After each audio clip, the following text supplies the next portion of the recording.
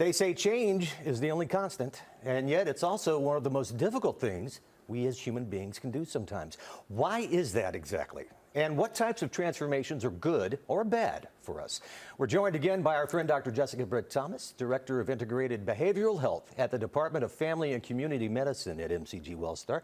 And Dr. Jessica is here to talk to us about the process of transforming throughout our lives and navigating those life changes, not only to benefit the ones around you, but yourself as well. Good to see you. Yeah, always good to see you, Cliff. So why do you think people struggle to initiate or maintain these personal changes, Yeah. even when they know it could be better? Yeah, there's a couple reasons. I think what the biggest thing is the fear of the unknown. What we don't know, what's unfamiliar to us, is not a natural thing for us. Our brains are wired for protection and safety, so it's even if it's a positive change, it's still uncomfortable. There's also the fear of failure. What if I put myself out there and I totally flop? What is that going to look like? And then we have what's called the immediate discomfort and delayed reward. You have to put in the work and the effort up front, and sometimes you don't always get that reward right away. And some people don't like that. So that definitely plays a factor. I think we've seen a lot more of that lately than in previous years, too. Let's talk about self-compassion. How does that play into the process of transformation? Yeah, so the theory behind self-compassion is that we look at ourselves more in a self-kindness versus self-critical state of mind. So when we look at setbacks, instead of looking at them as a failure or an inadequacy, we see it more as a learning opportunity and a point of growth. What can we take home from this mishap, right, and actually apply it to improve later on. And when we do that, it's a very similar theory to looking at the glass half full or half empty. Reframing completely changes our decision making and also our actions after we look at a situation very differently. It's sometimes so hard to do that, right? It's very hard. It actually takes some time. So how can somebody differentiate, say, between healthy transformation and the pressure to change for somebody else or to meet social expectations? Yeah, so I look at this between the idea of internal versus external motivation. Internal meaning, are your values, beliefs, and goals matching what that goal is? Or is it more of the external? Is it the status quo, the fad, right? What does the status of wealth and beauty mean?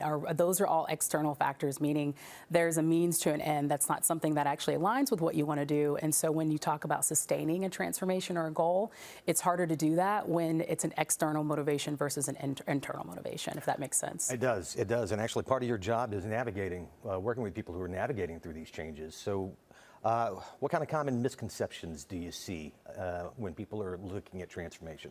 The biggest thing is that change is not a linear process. It is not a point A to point B. I describe it as we go all up and down, or it's a roller coaster essentially. And there's going to be setbacks. That actually is a part of transformation. We have to grow from that. The other thing is this idea of this perfectionist all or nothing. This gets people a lot, right? If you have one mess up, then everything is ruined. All of the progress that you've worked towards is gone.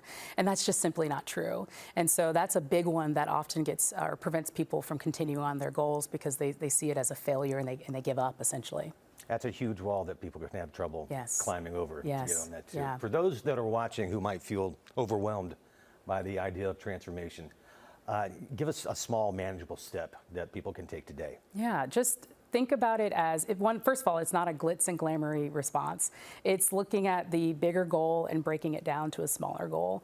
Planning and organizing is so important, and it's the little work behind the scenes that have us being the most successful later on. So taking 10 or 15 minutes to think about a goal that we'd like to work on, maybe it's applying for a new job. What are the components that go into that, right?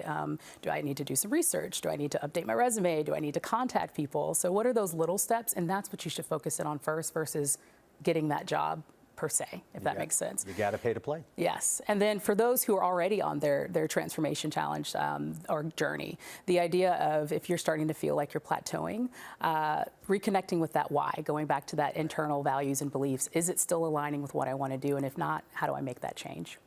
As we said before, change is the only constant around here, so expect it, and you can also manage it too. Yes. Dr. Jessica Britt-Thomas, always good to see you. Always a pleasure. Thanks Cliff. for joining us.